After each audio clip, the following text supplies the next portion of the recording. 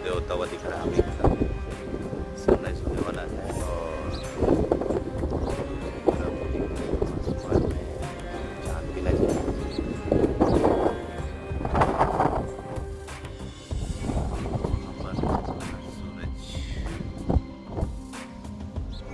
और हवा बहुत तेज है।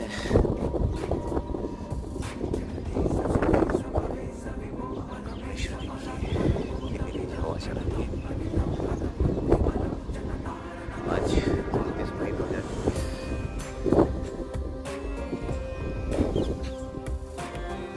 एकदम बढ़िया मॉर्निंग। और मैं अपने प्लांट्स में पानी डाल रहा हूँ, पौधों को पानी पिलाने का काम चल रहा है।